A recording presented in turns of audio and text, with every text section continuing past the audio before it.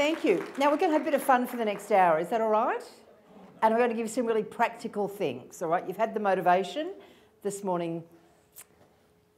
So now it's, how am I going to do this? Now what's missing out of my introduction is that back in the 90s, I trained long-term unemployed for a couple of years. And when I first started to do that, I actually, I saw an ad, it was advertising a training role in a customer service type thing, and I applied for that job. And when I went in for the interview, they said, oh, we're starting a telemarketing course next week for long-term unemployed, and we noticed that you've had so many years of doing that. And I said, oh, I used to work for the Sydney Morning Herald, and in those days it was telemarketing rather than call centres. And I said, oh yeah. And they said, would you be interested? We need a workbook and all the rest of it. I said, oh, okay. Or a manual sort of thing for the course. And I said, well, I'd have to put that together. I don't have that one right now. And they said, that's okay, you know, whenever you can get it. So we did interviews, and on about the third person, and there would have been 50 people being interviewed, and there was maybe 12 spots. But they knew that, you know, people drop out of courses. It was an 8-week course. So about the third person, this lovely lady came in, and she was from the Blind Society, and she said, how do you feel about having vision impaired students in your course? And I said, well, I've had no experience with them. I'm sure they'll be fine. As long as it's voice, it's a call centre, they'll be fine. And so the next 12 people who came in were vision impaired, and they were very, very, very keen. And this lady said, well, what do you think, Robyn? And I said, well, it's good. Basically, you've got to show up for 8 weeks, Monday to Friday, 9 till 3, that's it. And at the end of it, they need a week's work experience. Fine, if they show up, I'll teach them. So day one, I said to them, I've never taught vision impaired before. If ever I ask you to do something that you don't know how to do, just tell me, but otherwise I'll just treat you all the same. And they went, yeah, sure, that's okay. So we went through this whole telemarketing course, and we got them to put scripts together and become very good at questioning and very good at handling rejection. And part of the end of the course was that we had to get work experience for these students. And we got these various employers to come in, and we would sit around like a big boardroom table, and the client or potential employer would tell us about the job that they had, what their product was, and amongst the group they would create a script, they would create a whole telemarketing thing, and then they'd start bouncing off. And it was a really effective system. And one lady came in, and she was really keen. I think she was selling some phone communications products at the time. And she said, at the end of it, I could see she was quite engaged with everyone. And she said, all right, she said, I'd like John and Mary and Betty and Sue and Fred and Bill. And I said, oh, fantastic. She said, if they could all come up next week, then I'm happy to give them a week's work experience, and I'll sign, you know, that they've done that week's work experience, and then the best of them, there's 2 jobs, they'll get a job. And I said, that's fine. I said, would you mind if I sent Paul along? Oh, well, he wasn't that good. The others were really good. And I said, yes, I know, but the others are all vision impaired, and Paul is sighted.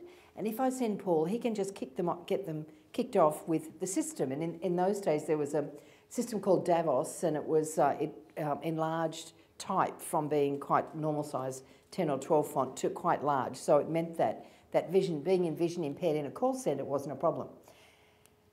And she was a bit funny about it. And I said, look, please just give it a go. You've all agreed that the 6 are the keenest, they're most professional, they've got the scripts together, they know what they're doing. They just need someone to kick them off. And she said, okay, so they went, and Paul didn't get the job, but 2 of the 6 got jobs, and they all got testimonials, and it was great. So what I learned and that was my first exposure to disability. And in my presentation, I'm not going to refer to disability, because I think that part of the key to you getting a job and remaining in that job is actually the bit that's between our ears. And I want to give you some practical systems about how you can make that happen. But what I want to talk about is networking.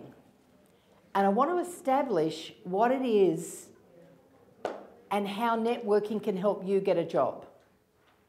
Now, when you hear the word networking, what does that mean to you? Anyone in the room? Communication, absolutely. Anything else? Getting friendly, yes.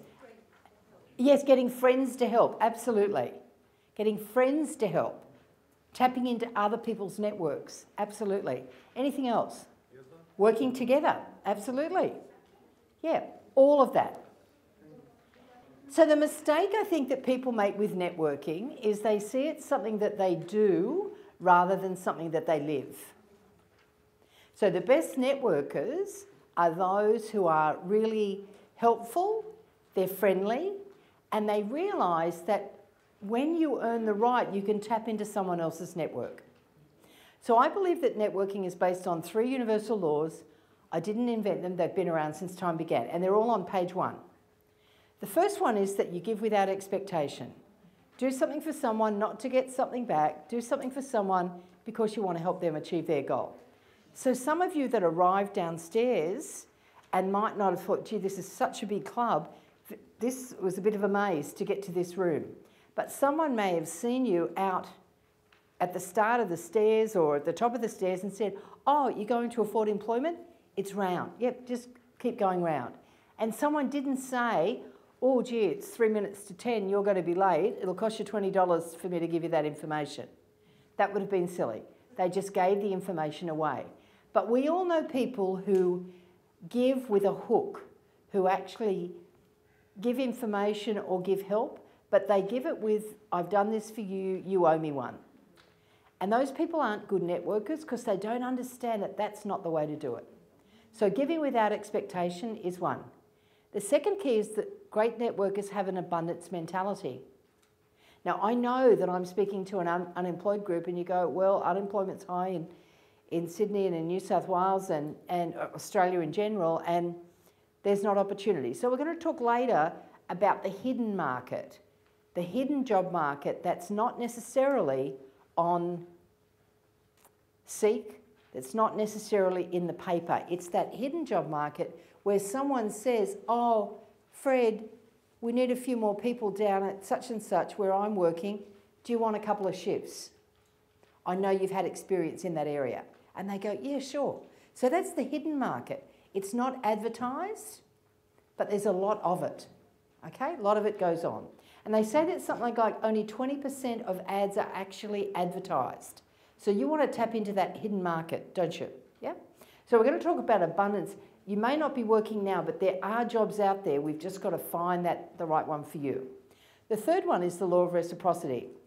And what that means is that what you give out comes back tenfold. So if you give out referrals, you get back referrals. Give out information, you get back information. Give out nothing, you get back nothing. So if you find that people in your life aren't being all that helpful, how helpful are you being to others? Whatever's happening in your life is a reflection of what you're actually, the energy that you're giving out. So that's the 3 universal laws. But the fourth thing that sets a poor networker from a good networker is their ability to make what I call a heart-to-heart connection. And the heart-to-heart connection is when you listen with your ears as well as your heart. You're not looking over your shoulder for someone better to talk to. You actually engage with the person who's in front of you. That's very important. Okay, so reciprocity, abundance, giving without expectation, and making the heart-to-heart connection. That's the 4 parts of networking. Now, I'm going to ask you for a moment to think about if you agree or disagree with that definition. Agree or disagree with the definition of reciprocity and abundance, giving without expectation, making the heart-to-heart connection. I want you to think about that. And the second part is based on a scale of 1 to 10, 1 being not very good and 10 being fantastic at networking, based on that definition, where would you score yourself between 1 and 10? Okay, so just a 60-second exercise. If you're sitting by yourself, you might need to just turn around and talk to the person behind you, or if you're sitting with someone, you've got permission now to chat to them. 60-second exercise. Agree or disagree, and where would you scale yourself between 1 and 10? Okay? You'll need to talk to someone. Yeah, talk to the lady behind you or the guy on the end. They all look very friendly. So on a scale of 1 to 10, 1 being not very good and 10 being fantastic, who would put themselves or score themselves at about a 4, 5 or 6? Okay, thanks for your honesty. Okay, and would any one of those 4, 5 or 6 like to tell me what's an area that you're not that good at, that you could be better at within the whole networking thing? Yes, you'd like to share? For me, would be the actual coming up to someone. Coming up to someone, talking to strangers. Okay, fantastic. All right, so I've got a tip for that. Okay, anyone else feel like that? You know, when you walk up to someone, you think, oh, what am I going to say? Yeah? Okay, you got that? Yeah? What else of the 4, 5s and 6s? What else don't you like? Hand down the back. I'm sorry? Confidence, absolutely. You know, my confidence on a daily basis goes up, down, up, down, up, down, up, down. I get lost a lot when I drive. Anyone else? Probably no one else admit to that. You get lost too? Good. But it's that thing. It goes up, down, and I don't know anyone who actually has 10 out of 10 all day, every day, because it's often how we react to things, you know? So the thing is that if I had a saw and I just went, chop the top of your head off, I can't pour self-confidence in there. It actually has to come from within. And sometimes it's just how we can, and here's a little tip for you, actually, so I'm just sort of going a little bit out of order. But here's a tip for anyone who on a daily basis feels that they're not as confident as they'd like to be. Okay, so it might apply to maybe 50% of the room. At the end of every day, if you want to write it down, it's great. If you want to think it, that's even better. But what I do is I write down 3 things that I'm grateful for. Just 3 things. So it might be really simple. Well, I've met George, I met Louise yesterday. This is a great opportunity. I'm working with Angela. I've met a lot of people, met some really interesting people. Some of them already emailed me from yesterday. So that would be something that I'm grateful for. I've never been here before. I'm catching up with a friend tomorrow night. So things I'm grateful for. And they can just be that I had lunch today, that I had a roof over my head, that I've applied for a job even if I didn't get it, that I've at least got skills that people want. But only you can give yourself self-esteem. Only you can do that. So that's a little bit out of order, but I hope that's relevant for you or anyone in the room. Okay, so let's just come back to what do I do when I walk in a room? See, what often happens when I talk about that heart-to-heart connection, what often happens when we walk into a room like this, and I know you know your contact from a forward employment, but for a lot of you, you've walked in and you might not be connected to a forward. You've come as the general public. You've seen the advertisement and thought, yeah, this looks good, I'll come along. So it's a whole shift out of the comfort zone. And the comfort zone is that 30 degrees that is pretty comfortable. We only talk to people that we know. We only eat food that we've tried before. It's very safe. It's very predictable. We don't never try different food. We never try pick up a different book or pick up a magazine or pick up a different newspaper. We just stay in that pretty safe 30 degrees.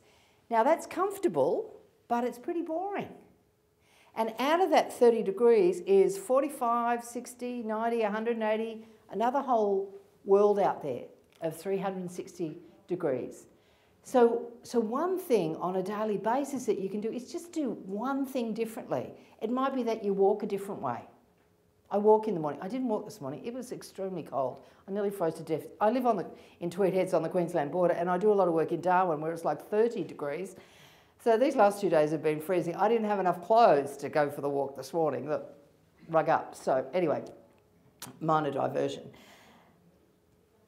But the key thing of just doing things, but had I walked, I'd already worked out, well, I've walked that one way from where I was staying in Campbelltown. So the next day I'm going to walk a different way. And it's just trying something different. I walk in the morning and I think I have mental health within my family. And I know that with my family member, I really encourage them to exercise. Oh, I'm not going to the gym. I said, just go for a walk. Just go for a walk. Because it's really changing your whole physiology. That's so important. And when I walk in the morning, morning, morning. And sometimes they just ignore me. And I go, oh, they're tourists. Because they're often new to the area and they don't say good morning. But what's the worst thing if I walk up and say morning and someone ignores me? life goes on. I won't be any the worse off. So it's really about moving out of your comfort zone enough so that, you know, you expand your networks. Okay. So I want to give you a few tools to make it really easy for someone to pass your information on. Okay, now, if I ask a show of hands, how many of you in the room have got a business card? Okay, resounding, very good, a couple, very good. For those that know, you don't have to have a business, you don't have to have a job to have a business card. When I was training those long-term unemployed, every Friday, and I would take their names and I'd type up, Officeworks and Avery labels have like business card formats that are, you know, very low cost, but there's an even cheaper way these days. Back then I would write their name and I'd put telemarketing student, available, whatever the date was that we were finishing the course. And every Friday I would line them all up, and there was like 20 per course, and I'd give them 5 business cards each. And without fail, every Friday they would say, half of them would say, "Miss, I don't know anyone who would employ a telemarketer." And I'd go, "You told me that last week." I said, "All I want you to do is give your business card out to someone." Who will I give them out to? Well, you can give them to your friends. The card said their name, their mobile number or their contact details, and their email and what they wanted. It was a telemarketing, in those days it was telemarketing student, available for work, so it had quite a bit on it. Now, you can go to Vistaprint, Vistaprint, vistaprint.com, and you can get free business cards, single-sided free business cards, and you pay $10 postage. That's all you do. I think you get 200, 150 for $10. Now, that will be your cheapest business cards. Why would I want a business card? Well, I might meet, let's imagine that I'm at a social event this weekend and someone says to me, "Oh, and what are you up to?" And I say, "Oh, I'm just looking for work at the moment. I'm looking for work in the such and such area." "Oh, I might know someone who's got that. Look, can I give you my card? Just keep it in your wallet or your pocket. If you come across anyone," you know, I find that there's this hidden market out there. They often don't advertise, and I'd much rather tap into that. Because what there is in networking is what's called the trilogy of trust.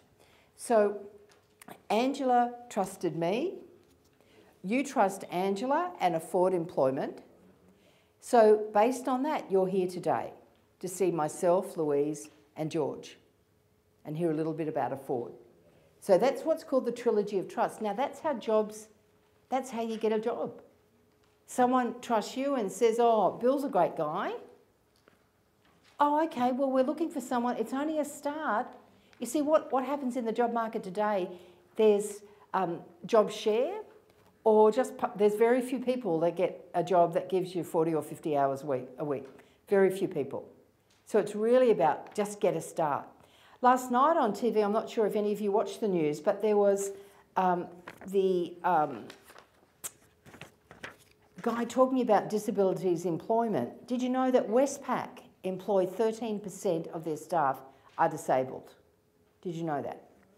10% of the Department of Health are disabled. Department of Health and Ageing.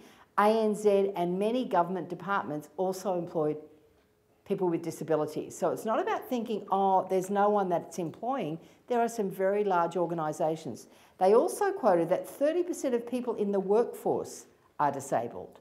30%, that's a very high percentage. So, but there's a higher percentage now of organisations that are saying there's so many jobs that we could do. So many jobs that someone in a wheelchair can do. So many jobs a vision impaired person can do. So many jobs. So it's really about how can we tap into those. Okay, so this is my belief, that being unemployed is a full-time job. I have been unemployed. I've been self-employed for 20 years. I'm 61, I'm old, but in my lifetime, I've had many jobs. Now, when I've been unemployed, if you are serious about getting a job, it's a full-time job. You're online. In the old days, you got the Sydney Morning Herald or you got the Telegraph, and that was it. You applied for a job, and the earlier you rang in the day, the higher chance you got of getting an interview. These days, whole different thing. There's Seek, there's all sorts of different online things that you're competing with lots of people. So one job might have 500 applicants, but you've got to think, okay, I want you to think right now, if you knew you couldn't fail, what is the perfect job for you? Just share with the person beside you. If you knew you couldn't fail, so don't think, oh, I can't because blah, blah, blah. If you knew you couldn't fail, what's the perfect job for you? Just share with the person beside you if you would. Anyone like to share? What about that back row there? Those young girls up the back. Yeah, what's yours, Angel? Childcare, fantastic. Childcare and aged care are big areas. Now, have you got your Cert 3? Got a Cert 2? Okay, well, we'll enrol you in those immediately, won't we, Angela? Because today, I have been exposed to the childcare market, and I know that to get a job in a childcare, you need at least a Cert 3. Last year, I went for some work in Mackay, and it was a series of presentations. And it was the start of last year, and the guy said to me, have you got your Cert 4 training and assessment? And I said, are you serious? I said, I've been speaking for 22 years and I've got 30 books. He said, we can only put people on who have Cert 4 training and assessment. How badly do you want this job? How badly do you want this contract? So I went for 14 Mondays. I went to the Tweed Heads community course and I did 14 days to get my Cert 4 training and assessment. Was the job worth it when I got it? No, it certainly wasn't. But I got the training and assessment. And he said, I'm sorry, Robyn, I don't want to offend you. You know, there's RPL, recognition of prior learning. He said, it doesn't count here. You need a Cert 4 training and assessment. We need to tick the box. So I hear what you're saying in, okay, well, I haven't got that skill. But if you're not working, it's great to be doing some sort of course. How many of you have heard about MOOCs? MOOCs, M-O-O-C-S. Okay, those of you with a pen, you might want to write that down. M-O-O, M for Mary, O-O-C-S. What it stands for is Massive Online Open Course. So what there are, if you Google MOOCs, you will get hundreds of thousands of courses, online courses, that you can do for free. Hundreds. They might be a 2-week course, they might be a 2-month course, they might be a 1-year course. And they're put on by all sorts of people. But you do have to make the time and commit. So my thought is, you know, if you're out of work, why not spend the time where you're using your brain and keeping really active? Because then you can say, when you go for a job and they say, well, how do you spend your days? And you say, well, I'm doing a few online courses at the moment. I'm doing one in this and I'm doing one in that. And there's something that you're interested in. When I trained those long-term unemployed, I used to say to them, I want you to go to the library. They didn't all do this, but those that did were the first ones to get the jobs. I want you to go to the library and I want you to look at magazines or look at books about things that you're interested in, what your passion is, whether it might be music, it might be the web. Yesterday we had a few people who wanted to follow in George's steps, and George said, okay, we'll go down to one of the open mic places and get a routine together and have a go. But rather than just thinking about it, that you actually take action. Yeah? So a lot of the students used to say, oh no, I'm too busy, miss, I've got to do this. And I said, well, you know, how badly do you want the job? Because just as Louise said, you've got to make choices. You've got to make choices every day. So if you look at page 2 on your handout, and it says, what do you take to a networking event? Well, let's pretend that this was a networking event today, and it is, to some respects. What you show up with is your passion and your special interests, your current and your past roles, whether that's employed or unemployed.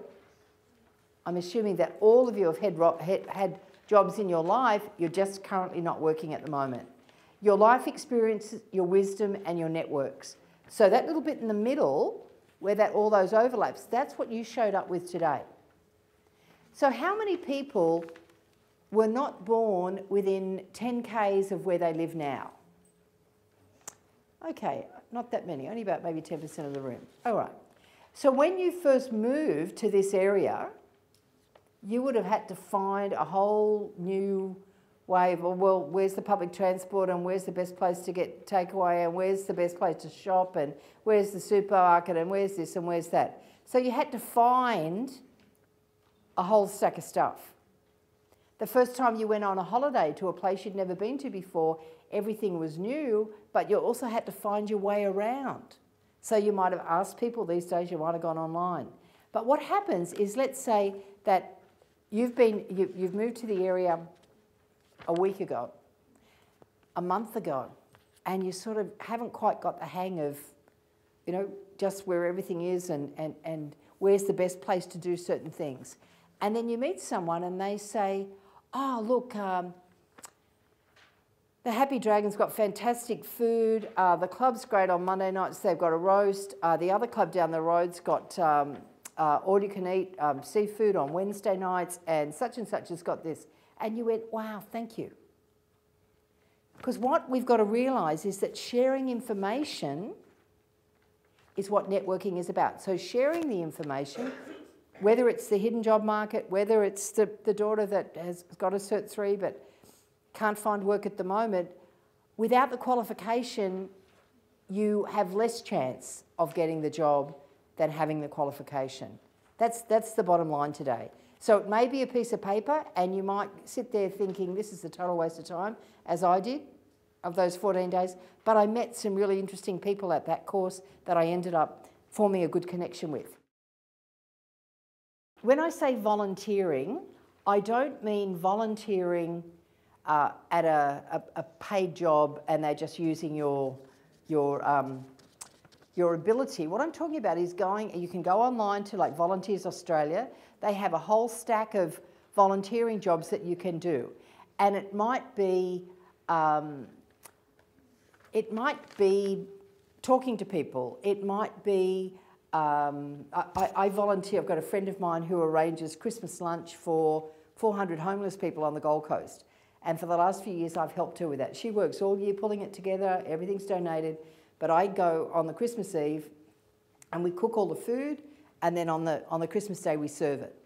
Now, that volunteering, the wonderful thing about volunteering is that no one has a business card that says, I'm this. Everyone, when you volunteer, is equal. Because all they want to know is, can you lift that and can you move that from here to here? Or we've got to set this huge hall up and we've got to have 100 chairs laid out in the next half hour. Can you help me with that? They don't mind that you haven't worked or that you're not doing something. But what happens with volunteering, and it might be aged care, it might be schools. Schools are often looking for someone to sit beside and be a reader for the children. So you're just looking at, where can I go that my skills will be appreciated? Yep. Sometimes volunteering gives you experience that you can then say, I haven't worked in this area, but I have volunteered, and I've done this for a month, or I've done this for 6 months, or where I volunteered, they've given me even an email that just says, thank you for volunteering to help us with da-da-da. So they give you a reference, and you're able to put them as the reference. Okay, so that may be a really easy thing, and what it does, it just gets you up in the morning and you think, oh, right, okay, I'll volunteer 1 day a week. But it gets you doing something that looks good on your resume rather than just, well, there's a big gap since 2000 and whatever to now. It's saying, well, I haven't been working, but I have volunteered in this period. Okay, so just give it a go. Look, I know some of these ideas are a bit out of your comfort zone, but I know that they work. So this whole page 2 is really about when you value yourself, other people will value you too. Okay, when you value yourself. See, what happens sometimes, we look at a job and we think, oh, I've only got, maybe 60% of what they're asking for. I better not apply, but my thought is, okay, I'll apply because maybe everyone's only got 60%. Maybe they've put a description for the perfect person, and that perfect person doesn't exist, or doesn't exist that's prepared to take the wage that's being given. But it's really about making those choices. And we've got to start thinking, What would I do if I couldn't fail? What would I do if I couldn't fail? And what am I good at? Do you want to share with the person beside you? What's something that you're really good at? It doesn't have to be work related. You might be really good at cooking lasagna. You might be really good at talking to people. Okay, just share with the person beside you. What are you really good at, if you would?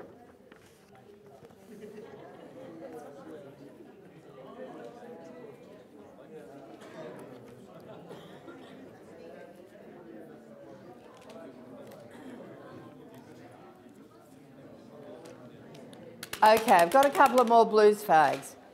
Who's someone that's a blues fan and you're going to tell me what you're really good at? Yes. I'm really good at cleaning. Really good at cleaning. Good, come to my house. So I'm not very good at that at all. Miss San Diego there, what are you really good at? Cleaning. Babysitting. Babysitting. Good for you. Would you pass this back to Miss San Diego behind you there? Babysitting. Okay, who else is good at babysitting? Okay, good for you. Okay, well, that's a business in itself. And you know, sometimes you start a business rather than wait to get employed. So who's got access to the internet? Nearly everyone. Okay. The next time you're going for an interview, I want you to do your homework. It's the preparation that you do before you go for the job.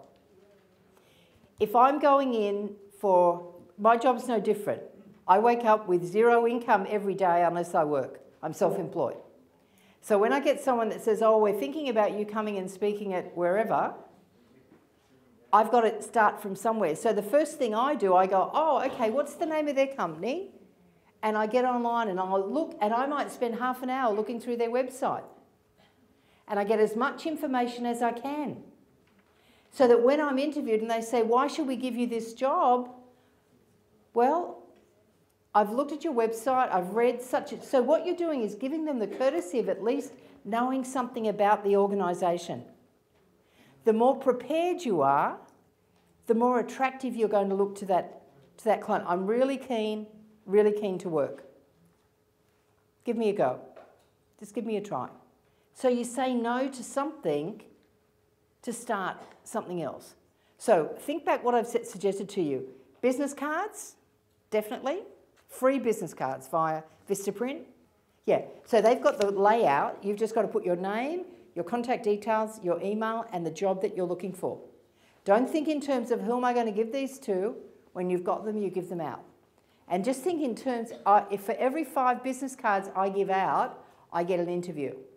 So you go into your interview and you're the boss I hope to be working with, and I say, oh, thanks very much for meeting with me. Here's my card. And they go, oh, here's a card, okay. So it's the job that you're qualified to do. The job,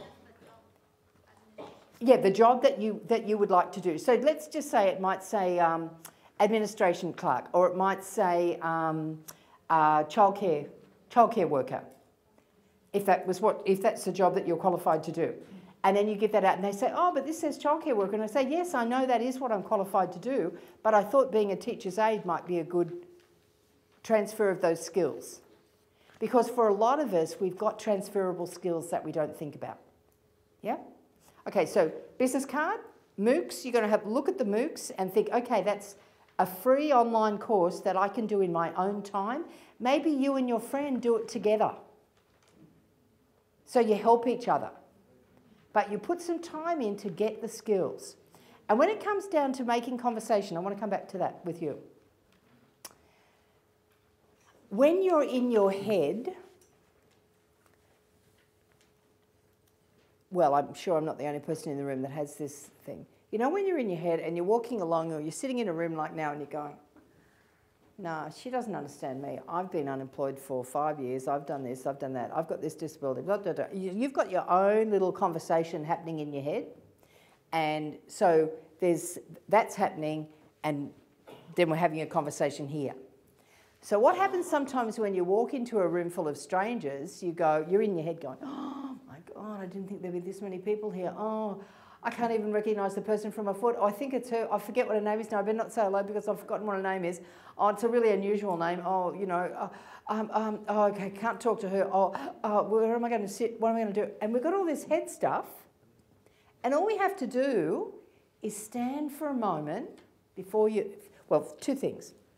You've got to firstly say, this, and every day I do this. Why, what, how? Why am I here? What do I want to achieve? And how am I going to do that? Why am I here? What do I want to achieve? And how am I going to do that? So why am I here? For you, you're here. Afford have invited you for long. They've hosted the day. They've hosted the lunch. They're putting on 3 of these this week. So they're wanting to tool you up with different skills than the ones that they give you at Afford. Okay? So transferable skills. Maybe get George and Louise and I to get you to think a little bit differently about what your skills are. So why am I here? What am I going to get out of today? Hopefully I'll get some information. I got lunch even if I didn't get any information, but hopefully I got some information that I can use. We can't make you take action, but hopefully we've given you the benefits of doing that. And how am I going to do it? Well, with my session, I'll consider getting a business card. Maybe I haven't got $10 to spare this week, but when I do have, maybe I'll make some in the interim. Maybe I'll just cut up some paper and say, I'm just in between jobs at the moment. Here's my details. That would be fantastic. It's just about what can I do to do more than just wait for Afford to find me a job. What can I be proactively doing? Maybe I'll go and enrol in a course, and there's a lot of government subsidies with the courses, and the criteria is quite low for getting it sort of low cost or no cost. Can I enrol in course? Okay, maybe I don't qualify, so let's do a MOOC. I'll go online, there's thousands to trawl through. I'm sure I'll find one that's okay. And I'll take one of the shorter ones that might only take a couple of weeks to do. And I'll commit that I'm going to spend an hour a day improving my skills to be job worthy. An hour a day, that's 7 hours a week. That's really a day a week that you're committing to your job. Yeah? So part of when we're in our heads, all we have to do, and this is just a tip, next time you're nervous, stand tall. I'll come back to you in a tick. Yeah, come back. Stand tall. Take deep breaths from your tummy, not your chest. So deep breaths from your tummy. And what you do, so you expand and contract your tummy. If you haven't got a tummy, congratulations. Expand and contract your tummy. Deep breath in for the count of 3, out with the count of 3. In for the count of 3. And what you do in deep breathing, if any of you have ever done yoga or meditation, you just slow your thinking down. And when you slow your thinking down, you get out of your head and into your body. So once you're in your body and you walk up and you say, and this is part of the whole networking thing, hi, I'm Robyn, mind if I join you? Now, what do I risk? I risk that you'll say, no, go away, I don't like you, or whatever, you're too old, you're whatever. I risk that, but all I want to do is, hi, I'm Robyn, mind if I join you? And I risk that person will say, no thanks. But we're not at the nightclub at 4 o'clock in the morning. We're just at a networking event saying, hi, I'm Robyn, mind if I join you? That's all it is. And that's really, it's act like the host and not the guest. That's what networking is. It's act like the host and not the guest. Now, I know I'm nearly out of time. If anyone's got some questions, I am going to be around if you want to come and ask me. Facebook today is your resume. So be very careful the photos that you put on Facebook. Lots of people don't get jobs because of some of the stuff they've got showing their party nights on their Facebook. Facebook to me, yeah, I'll come back. Facebook to me is going to the pub. LinkedIn is actually going to a business networking event. So I'm on LinkedIn rather than Facebook, but I generate a lot of work from LinkedIn. I know I'm right on time, so as I said, I will be around if anyone's got a couple of questions. But I guess what's also not on my resume, or that introduction that George gave, is that I totally sabotaged my education. I needed glasses when I was 9, I got them when I was 19, and I wanted to learn to drive. So that meant that unless I sat in the front row, I could not read the board. How well did I do at school? Well, not particularly well, because I couldn't read the board. And back in the 60s, when I was going to school, everything was written on the board. It wasn't a computer. It was way before computers. But I realised over the years that that was just such a stupid thing to do. But at the time, it was, oh, well, I didn't want anyone to know that I couldn't see that much and I didn't want to wear glasses. Now I couldn't care less. But we've got to look at, you know, what things are we doing that are holding us back? And I look back now and I think, and I went to university last year for the first time at 60. That was a hoot. I broke out in, I enrolled to do a course in Darwin online, and I broke out within about the first month. I broke out in a stress rash, and I had red spots up the back of my legs, up my backs. I thought there's no point going to the doctors because I know what it is. It's stress. And I rang the university and I said, look, I've just reread my application. And I said, I'm doing this part-time and somehow I've enrolled in three subjects. And she said, you're only meant to do 2. And I said, oh, well, that makes me feel better. And she said, are you not coping? I thought, oh boy, look at these spots. Am I not coping? And I said, oh, well, there's a lot to do. And she said, why don't you drop 1 subject? And I said, oh no, well, I'm halfway through it now. I may as well keep going. And she said, oh yeah, well, next time just... But next time I did 3 again because I thought, now I know, I just have to apply myself more. So it was a stretch out of my comfort zone. The language, everything. It was a whole new world. But I thought, if I want to, I'm 61, but I'm going to work, I've got to work. I haven't got enough money to last till I die, and I think I'm going to last a long time. So I've got to keep working. So sometimes we've got to reinvent ourselves, and we've got to look at what are you really passionate about. So I started studying Indigenous culture because I'd like to work in the Indigenous communities. So it's really about what can you do? What can you commit? So I'll leave you with one question. What one thing, based on whether it's mine, George or Louise's presentations, what one thing could you do differently tomorrow, differently than what you did today? What one thing could you do that will take you one step closer to getting a job? And I'll leave you with the thought that networking can open many doors for you in the world. And networking is a lot like watching sunrises. If you don't show up, you'll never know what you missed. So thank you very much for showing up today. We had a lot of people who didn't show up, all these empty chairs, but we're really privileged that you did. Thank you very much. Thanks.